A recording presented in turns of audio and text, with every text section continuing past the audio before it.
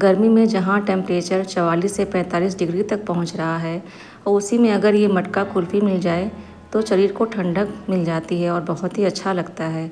और घर में सभी के लगभग रोज़ इसकी डिमांड बनी ही रहती है, या तो आइसक्रीम मिल जाए या फिर कोई कुल्फ़ी बनी हुई मिल जाए।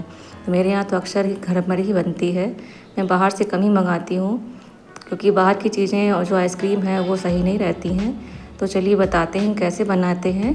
बनाना बहुत ही आसान है, लगभग जो सामान है वो सब इंग्रेडिएंट्स जो होते हैं घर में अवेलेबल होते हैं। तो इसके लिए लगभग 1.5 लीटर दूध मैंने गर्म करने के लिए रख दिया था। जब वो बॉयल हो जाएगा तो उसमें मैंने ये पिसे हुए, जिसमें काजू बादाम और मखाने पीसे हुए थे, वो डाल दिए हैं। जब बॉयल होने पर इसको डाल के और इसी में थोड़ी सी इलायची पाउडर डाल के इसको धीरे धीरे चलाते हुए हमें पकाना है जब तक ये अच्छे से पक नहीं जाता है।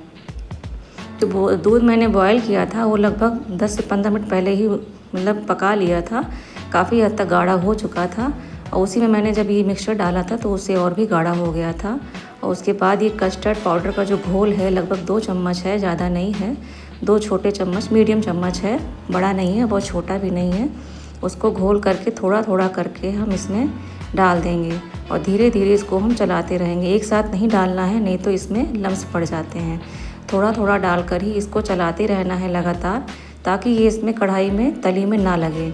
और लगातार चलाते हुए इसको इस तरह से पकाना है।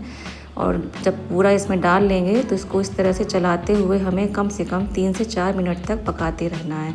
तो देखिए इसकी कंसिस्टेंसी जो है वो कितनी गाढ़ी हो गई है, काफ़ी गाढ़ा हो चुका है। और जो कुल्फ़ी है अगर जब इतनी गाढ़ी होती है, जब उसके बाद जमाने पर ये बहुत ही अच्छी लगती है खाने में, और हार्ड भी नहीं होती है और बहुत ही सॉफ्ट बनती है। तो देखिए पूरी तरह पक चुकी है। अब इसको हम ठंडा होने के लिए रख देंगे, और जब ये पूरी तरह से ठंडी हो जाएगी तब हम इसको जमाने के लिए रखेंगे।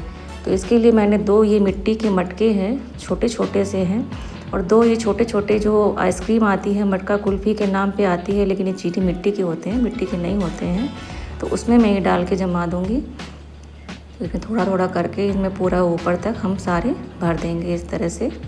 और इसमें कुछ ड्राई फ्रूट्स जैसे पिस्ता जो है मैंने काट के रखे थे छोटे छोटे से बारीक, वो हम उसमें ऊपर से गार्निश कर देंगे इसमें। ये देखिए दूसरा वाला भी मैं इस तरह से भर दूंगी थोड़ा सा। बहुत छोटे वाले मटके हैं ये चीनी मिट्टी वाले, बहुत बड़े नहीं हैं। अब इसमें जो बचा हुआ था मिक्सचर वो भी हम इसमें मटके में डाल देंगे। पूरी तरह डालने के बाद इसमें पिस्ता इस तरह से गार्निश कर देंगे सभी में। और इसको फ्रीज़र में हम 8 से 10 घंटे के लिए जमने के लिए रख देंगे।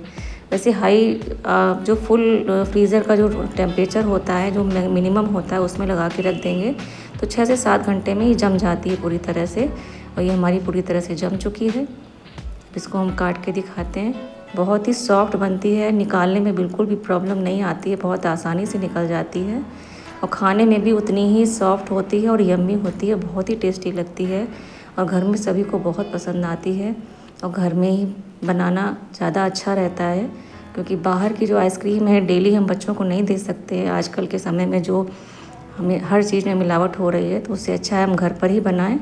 तो इसको बनाइए और बच्चों को खिलाइए और स्वस्थ रखिए, बाहर की चीज़ों से बचाइए। Thank you so much.